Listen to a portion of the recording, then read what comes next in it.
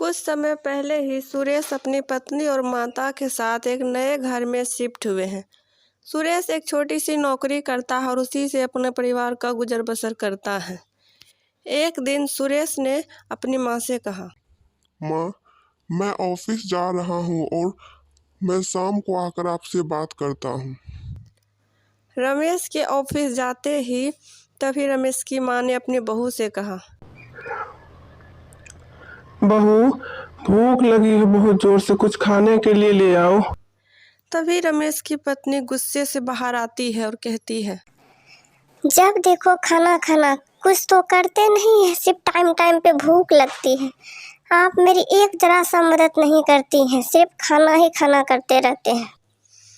तभी रमेश की माँ ने कहा, बहू, मैं बूढ़ी हो चुकी हूँ और मुझसे अब कौन सा काम होगा। मैं जो काम करूँगी उसी में नुकसान हो जाएगा, इसीलिए मैं कोई काम नहीं करती हूँ।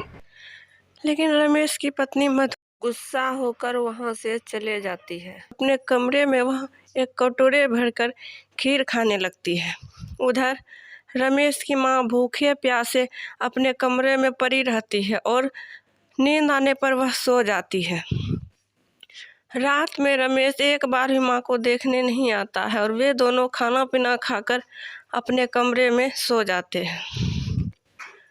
अगले ही सुबह रमेश से माँ ने कहा, बेटा, कल से ही मेरी तबीयत खराब लग रही है। मुझे जो दवाई तुम देते हो वह खत्म हो गई है, आज तुम जाकर ले आना।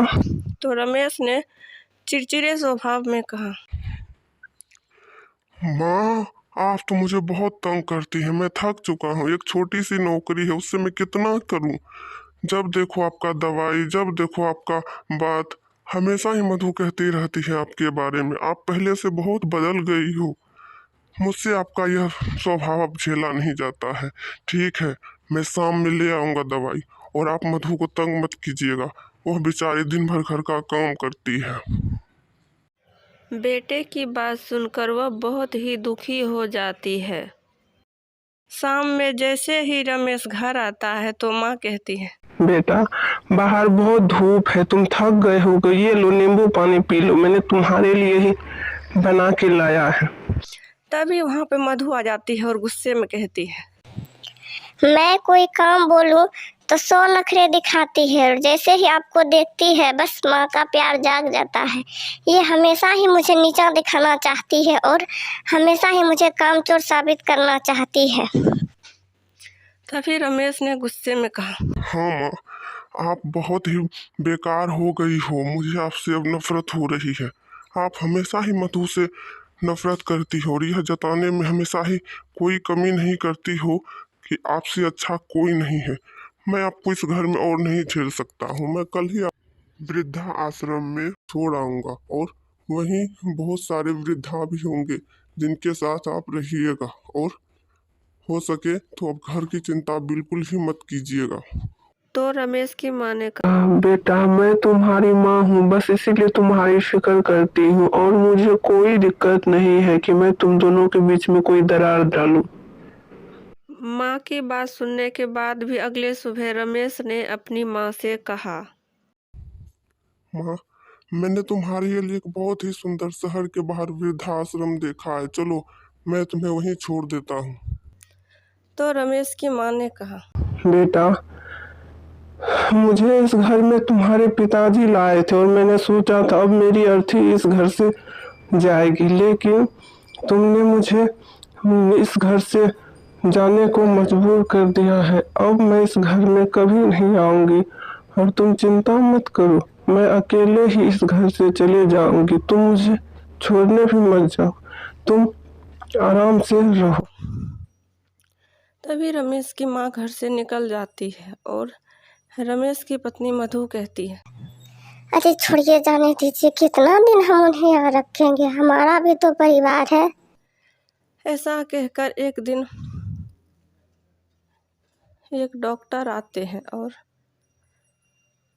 रमेश से कहते हैं, अरे भाई रमेश, मैं यहाँ बगल में ही आया था और यहाँ से गुजर रहा तो सोचा माधी का हाल चाल पूछ लूं, कैसी है वो। तो रमेश ने कहा, माँ जी तो ठीक है, आप अपना बताइए। तो रमेश से डॉक्टर ने कहा। भाई मैं तो बिल्कुल ठीक हूँ, लेकिन मैंने ऐसी माँ आज तक इस दुनिया में नहीं देखी है जो अपना जान की परवाह न कर कर अपने बेटे की जान बचाई है। मैं उनसे मिलना चाहता हूँ, बताओ ना कहाँ है। तो रमेश ने डॉक्टर से कहा।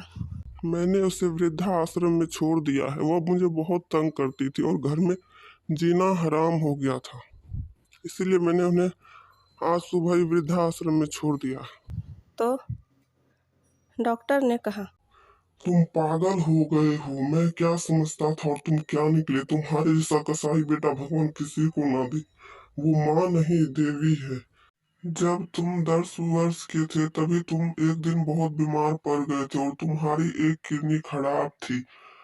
तुम्हें किडनी कोई नहीं देने वाला था, लेकिन तुम्हारी माँ ने एक बार भी नहीं सोचा और अपनी एक किडनी तुम्हें दे दी और उसी के कारण आज तुम जिंदा हो।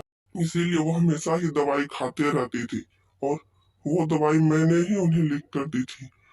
मैं तुम्हारे घर में एक मिनट भी नहीं रुक सकता हूँ, ना ही तुम्हारे जैसे आदमी के हाथों का पानी पी सकता हूँ। मैं जा रहा हूँ। हो सके तो तुम माँ के जीवित रहते ही उनसे माफी मांग लेना। रमेश सारी बातें समझ जाता है। वह दौड़ के वृद्धाश्रम जाता है और वहीं एक आदमी से कहता है। मैंने कल ही अपनी माँ को यहाँ छोड़ा था। मेरी माँ कैसी है? तो उस वृद्धाश्रम के मालिक ने कहा। तुम ही उसके बेटे हो। वह रात दिन बस तुम्हारा ही नाम लेती थी और इसी कारण उसका तबीयत बहुत खराब हो गया और वे हॉस्पिटल में ले गए, लेकिन वहीं उन्हें दम तोड़ दिया और हम लोग ने उसका अंतिम संस्कार कर दिया। ये सोचकर कि तुम्हारे जैसे बेटे हो या ना हो कोई फर्क नहीं पड़ता है। अरे तुम बेटे हो कि कसाई हो, जिस माँ ने तुम्हें जन्म दिया उसे तुम अपनी बीबी के कहने से वृद्धाश्रम में छोड़ आए। तुम्हें शर्म नहीं आती? रमेश का शरीर पूरा पानी हो चुका था। वह करे तो करे क्या, बस पछता रहा था अपनी करनी पे और जोर जोर से रो रहा था और बोला। मैं बहुत ही अभागा बेटा हूँ जो अपनी माँ की कदर नहीं की। जिन्होंने अपनी जान देकर मेरी जान बचाई, मैंने उन्हें ही अपने घर से निकाल दिया और हमेशा ही उसे बुरा भला कहता रहा। मैं बहुत ही बुरा हूँ। दोस्तों, अगर कहानी पसंद आए तो चैनल को सब्सक्राइब और वीडियो को लाइक जरूर कर दीजिएगा, ताकि हम हमेशा आपके लिए इसी तरह की वीडियो लाते रहें।